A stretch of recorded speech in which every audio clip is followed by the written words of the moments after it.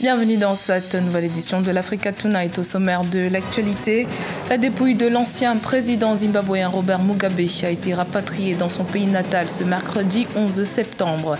Les obsèques nationales en son hommage se tiendront ce samedi 14 septembre. Grand Laou, un village en sursis sur le littoral ivoirien, menacé par l'érosion en 30 ans.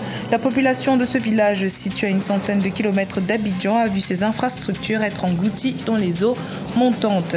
Et puis Nollywood, deuxième industrie cinématographique au monde. Le cinéma nigérien le va en poupe. Il intéresse désormais la planète entière, à l'instar de la chaîne française Canal+, qui a fait l'acquisition de la société de production nigériane Iroko Partners.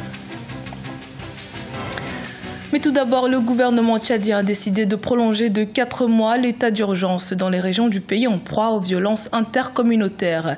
Les régions frontalières avec le Soudan et le Niger notamment, les violents affrontements ayant fait plusieurs dizaines de victimes entre éleveurs et agriculteurs en août dernier avaient par ailleurs poussé le pays à fermer sa frontière avec le Soudan dans le cadre de l'état d'urgence. Cette situation intervient dans un contexte sécuritaire tendu pour le Tchad qui doit également faire face à la menace que représente le groupe islamiste Boko Haram. Le corps de l'ex-président du Zimbabwe, Robert Mugabe, est arrivé à l'aéroport principal de Harare ce mercredi 11 septembre. La cérémonie de funérailles est prévue pour le samedi 14 septembre. Il sera inhumé dans son village natal à Kutama, comme le souhaite sa famille et ses proches. Il n'ira pas au chant national des héros, comme le souhaitait le président Emerson Mnangagwa. Ibayako. La dépouille du héros du Zimbabwe, Robert Mugabe, est arrivée à l'aéroport international d'Harare ce mercredi 11 septembre. Le feu ex-président du pays a eu droit à une cérémonie officielle pour accompagner son cercueil. De grandes foules se sont rassemblées près de l'aéroport pour lui rendre hommage. C'est un jour très triste. Nous avons perdu l'icône de la Révolution. Mais en tant que Zimbabwéens, nous sommes venus ici pour fêter sa vie. C'est un homme qui nous a laissé beaucoup d'héritage à raconter. Il nous a laissé une éducation. Il nous a laissé le pouvoir. Il nous a donné le pouvoir en tant que Zimbabwéens noirs.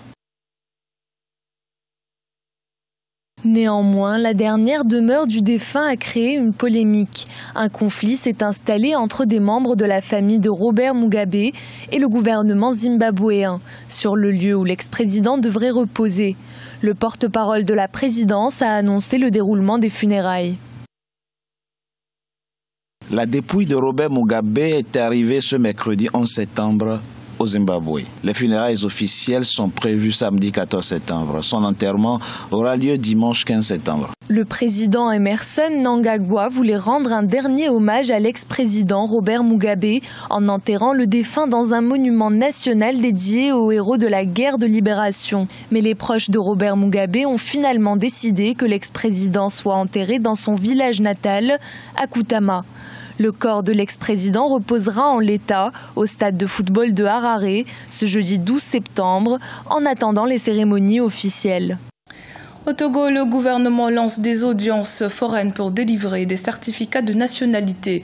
L'opération qui a démarré le 10 septembre vise à accompagner la mesure du gouvernement qui rendra bientôt obligatoire la détention du permis de conduire catégorie A aux conducteurs de moto. L'obtention du certificat de nationalité est une pièce nécessaire pour obtenir ce permis obligatoire à compter du 1er décembre 2019. Les précisions dans ce reportage de notre correspondante Emifa Kofi.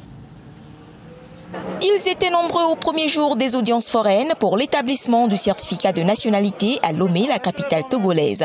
Tour à tour, les demandeurs soumettent les documents exigés.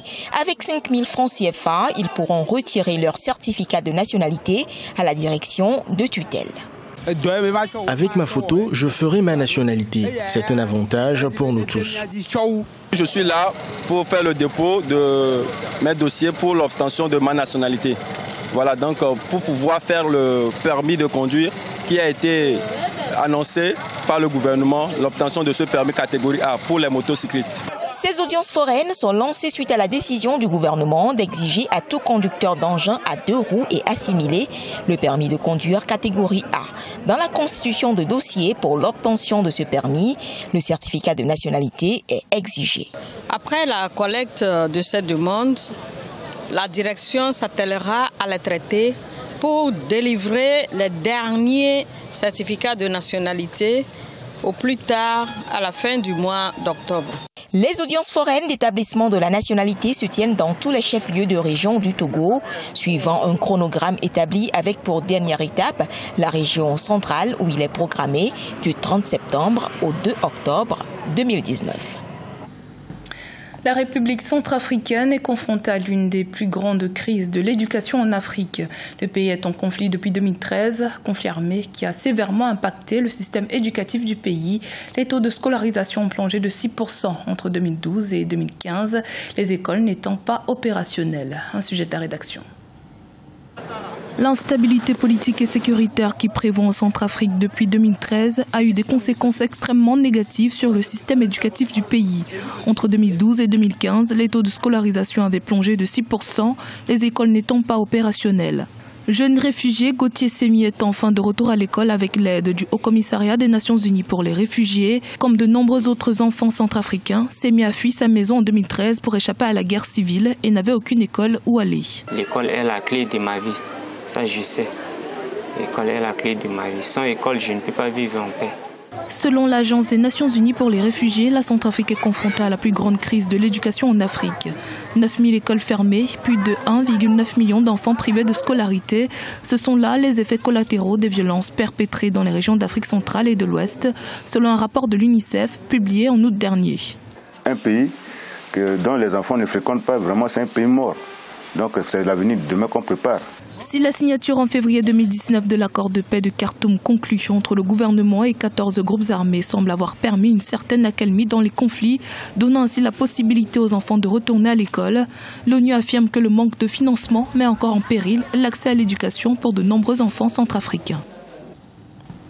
En Côte d'Ivoire, l'érosion côtière cause la disparition du village de Laou-Panda. En 30 ans, la population de ce village, situé dans la ville de Grand Laou, a vu ses infrastructures être englouties dans les eaux montantes.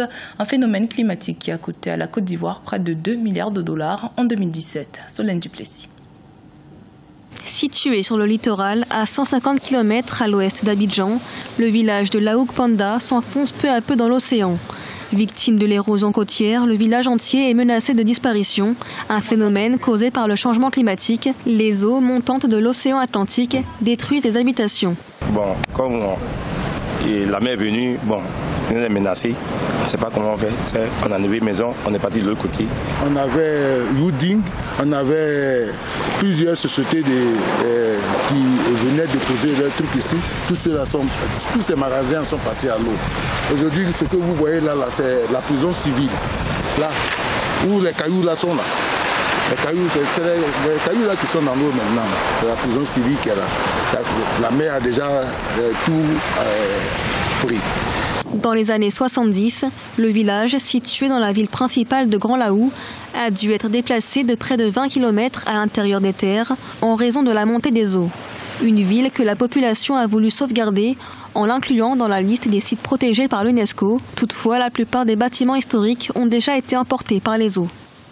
Vous avez l'ancienne ville de Grand Laou, qui devrait être même déclassée patrimoine de l'UNESCO, qui aujourd'hui n'existe plus.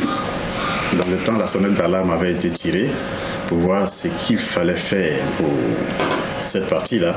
Mais tous ces bâtiments historiques n'existent plus.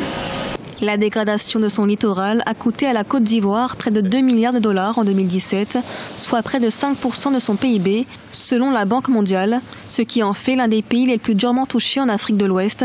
Pour l'ensemble de la région, ce chiffre atteint plus de 3,8 milliards de dollars par an.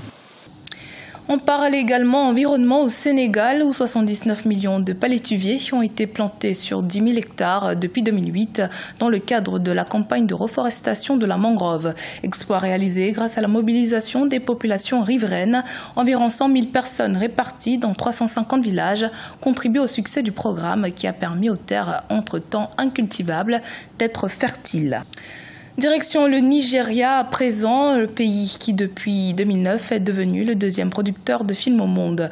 Devenu une industrie florissante, Nollywood attire de plus en plus d'investisseurs étrangers.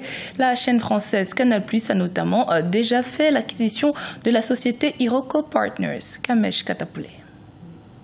Nollywood continue son avancée sur la route du succès. Depuis 2009, le Nigeria est le deuxième grand producteur de films au monde après l'Inde. Chaque mois, le pays produit une centaine de films et d'épisodes de séries télé. Devenue une industrie majeure, Nollywood a généré 4 milliards de dollars, soit 2% du PIB du pays.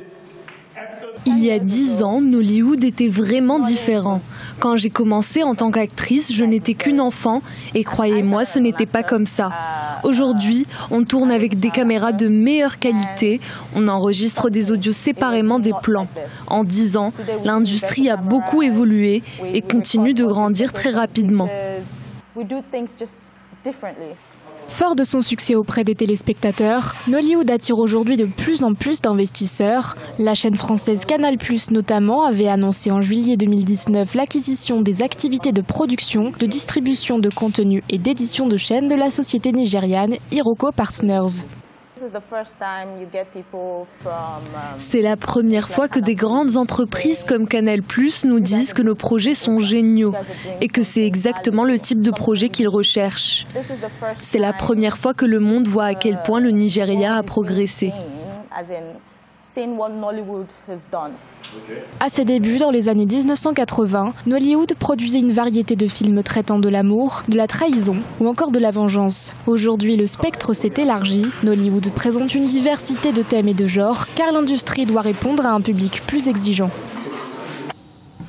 Dans le reste de l'actualité, le gouvernement kényan va réaliser des coupes budgétaires drastiques pour réduire son déficit budgétaire. Annonce faite ce jeudi 12 septembre par le ministre des Finances Ukur Yatani. Selon ce dernier, les coupes budgétaires prévues pourraient concerner des dépenses courantes de plusieurs officiels du gouvernement. Il s'agira entre autres de réduire les dépenses concernant les voyages à l'étranger des fonctionnaires et la publicité des ministères. C'était le journal de la rédaction. Merci de votre fidélité. Dans un instant, une nouvelle édition de l'actualité sur Africa 24.